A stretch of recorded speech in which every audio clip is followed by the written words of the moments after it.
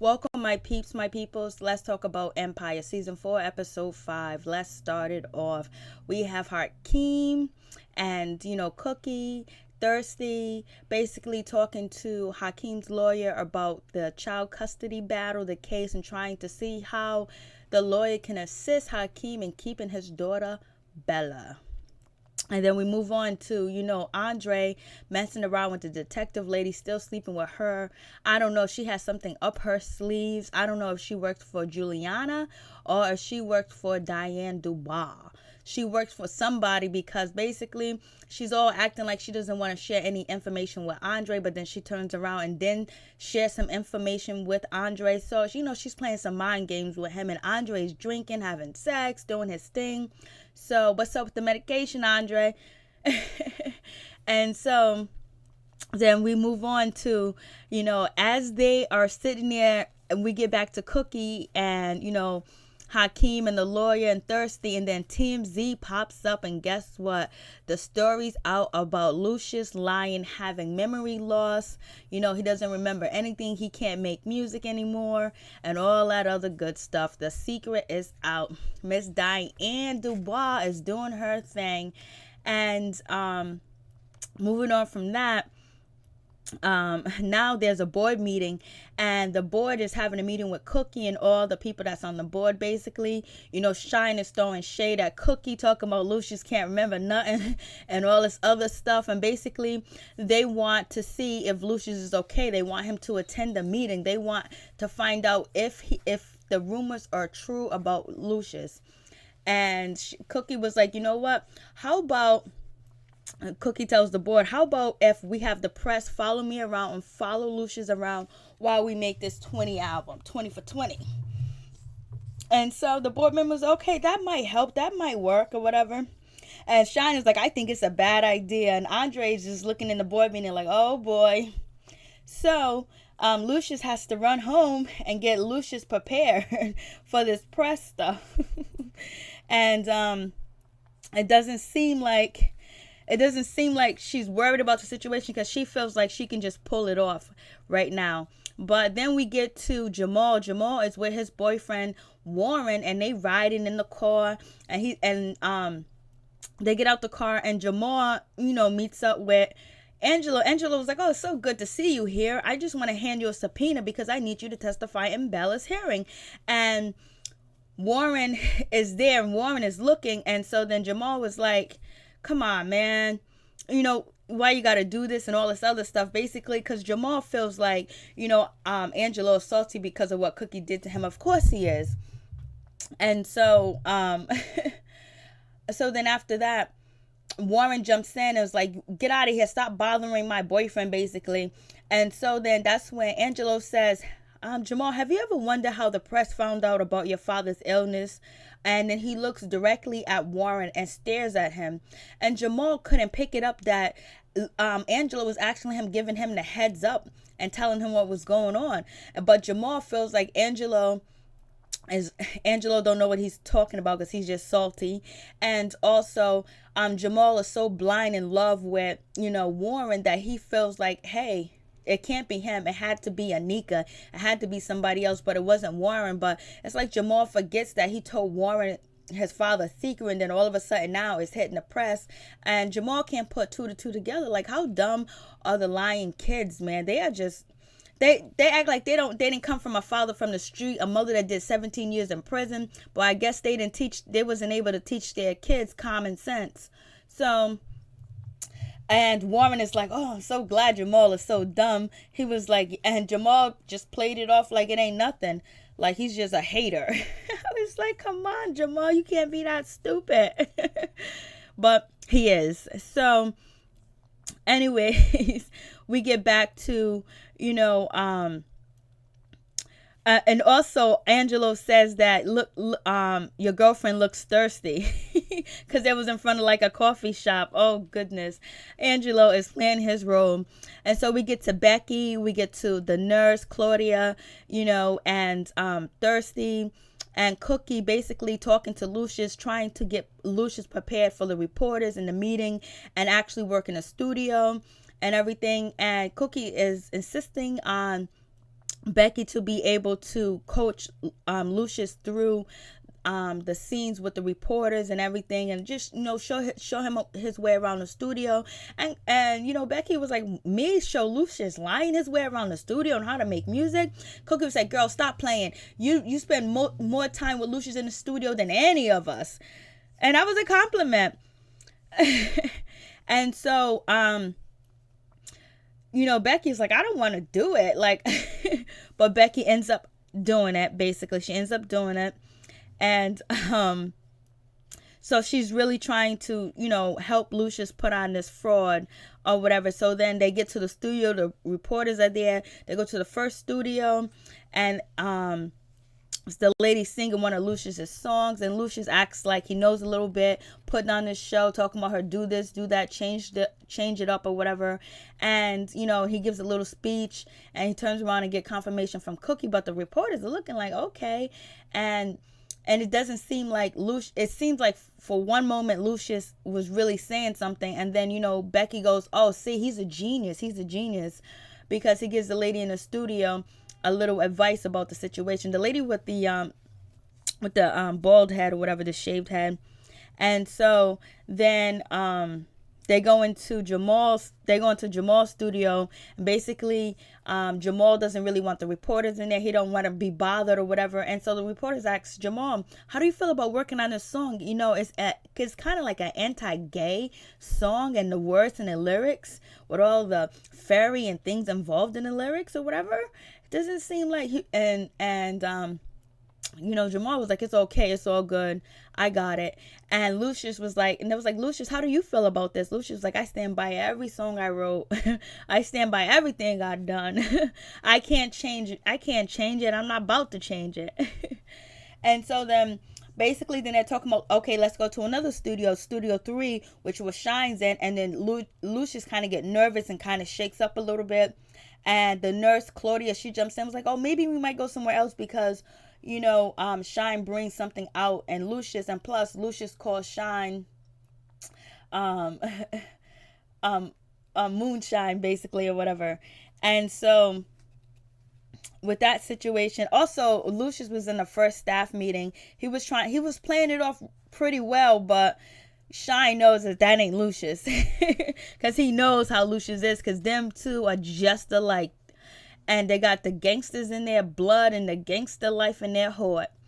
And so they go to Shine's studio. Lucius is getting kind of nervous. He's seeing colors. He's seeing different things. Claudia's like, what you see? He was like, I see red. I see this. And, and Shine just playing up, was like, yo, listen to some good music. Got the cigar in his hand, giving daps. I like Shine's character. And he's just bumping the music or whatever. And so Lucius was like, you know what? That music is full of hate for no reason, aggression for no reason.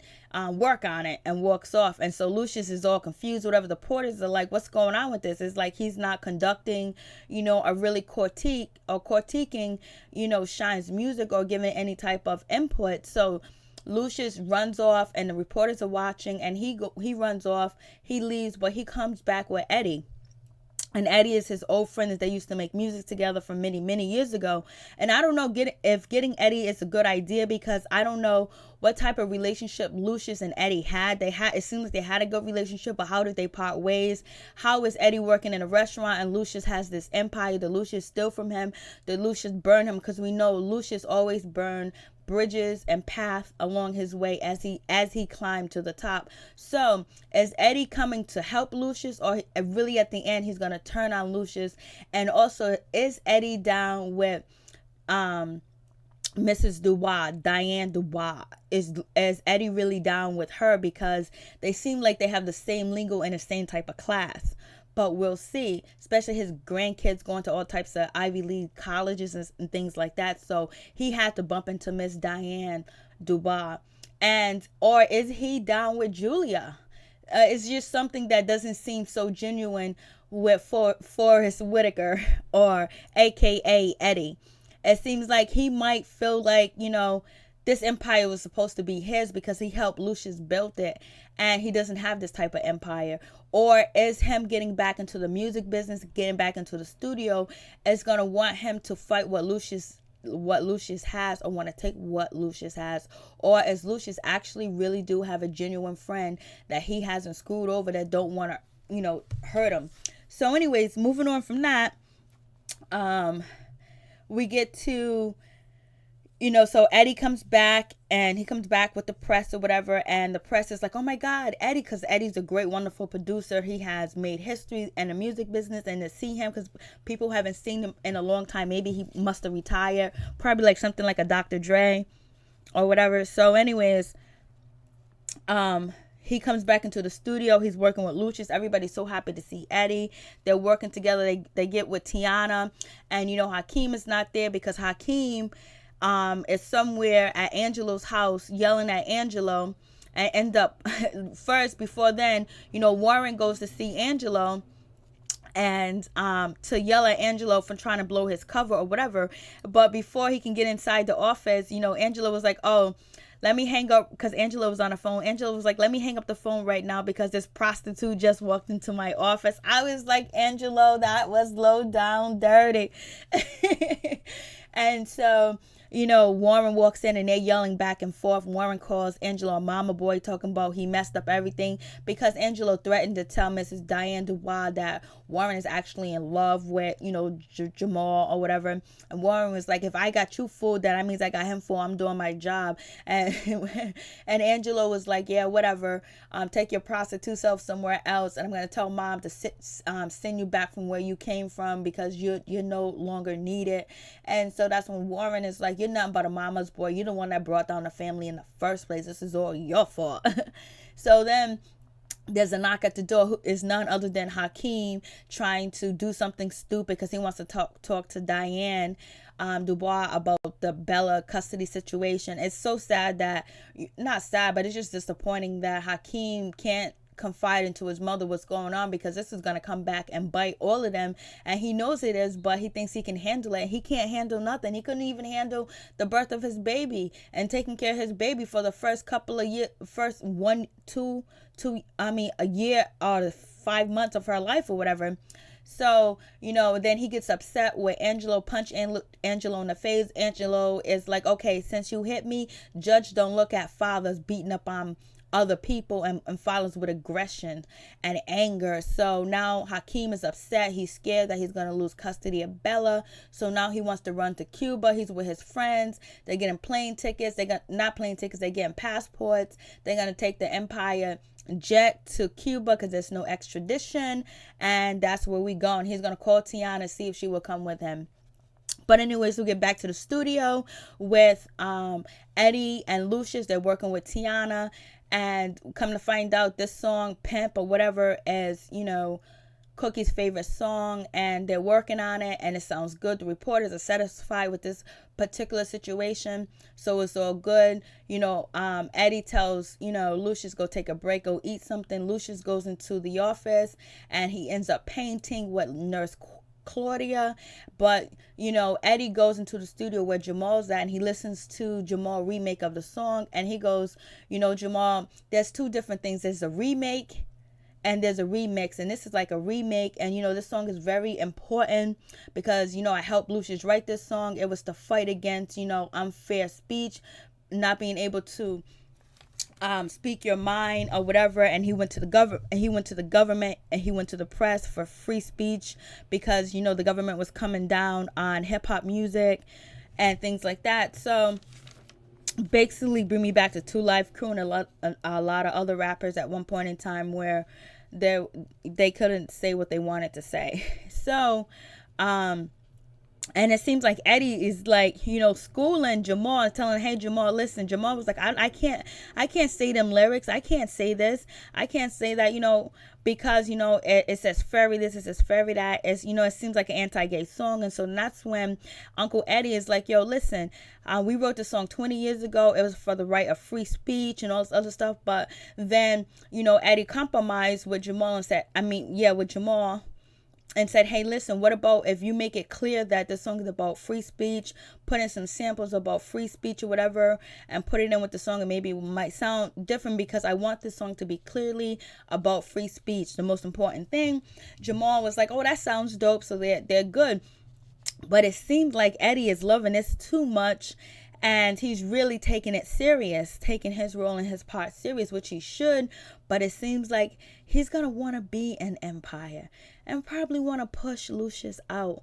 And we don't know who he's working for, because Lucius really don't have any friends with peace and harmony from his past, because he didn't always did something wrong. So we'll see. And so then and then after that situation, Hakeem is still preparing to try to bounce. He meets up with, Tiana or whatever, and tell her that he's bouncing to Cuba and he wants her to come. She was like, yeah, I'll come. But, she doesn't. She ends up telling Cookie what was going on. And so then we get, Andre, he meets up with, the lady detective, and basically she says to him that, hey, I was talking to your boy Sean. He probably has something to do with your father's case. He pointed shade at you. And Andre gets upset. He gets mad. It seems like she's trying to read his behavior. So him being aggressive when she talked about Shine now makes her think that, okay, him and Shine was involved in something together, or it's suspicious that they're working along with each other, because why would he act like that? And plus, he didn't want no sex from her afterwards. He was just like, I gotta go, I'm busy, because she was trying to get some cookie from him.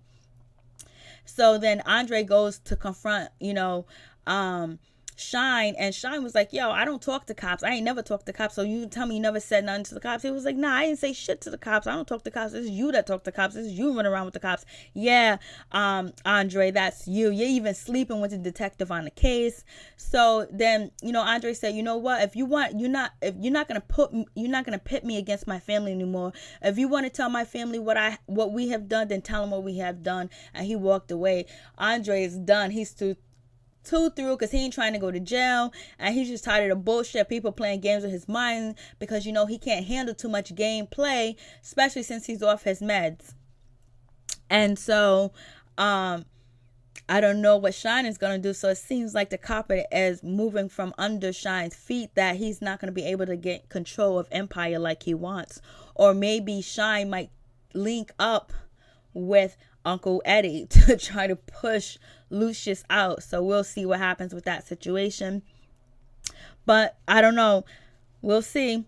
And so then after that, Lucius is painting in the office, and he's getting his memories back, and he's making music through art now, through painting. He's having his memories come back. It's a new symptom, a new development. So he spends all night painting with Claudia, and like they're making out. He thinks Claudia is Lucius. Lucius thinks Claudia is Cookie, call her his muse, and all these wonderful things.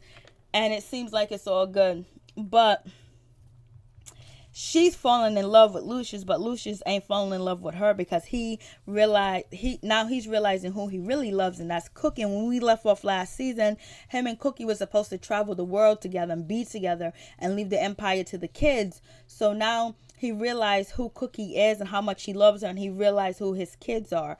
And so we get to the board meeting. There's another board meeting, and basically the board is kind of satisfied with the press or whatever, but then Shine throws up his thing, was like, yo, one of the bloggers said that it looks like, Lucius has really lost his mind.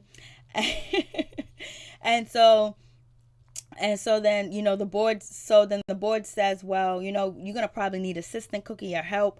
But Cookie was like, hey, listen, the album's out on time. The Lucius album's out. Everything is 24 hours early than it was promised. It's already on live stream. Everything is reported going well. And it was like, but we think you need some help. And Cookie is taking offense. So, you think I can't handle this by myself, that I need a man by my side? She goes, I knew you bitches was going to do this to me. But therefore, I went and got Mrs. Eddie Bauer or Eddie Bolden or something like that. Uncle Eddie.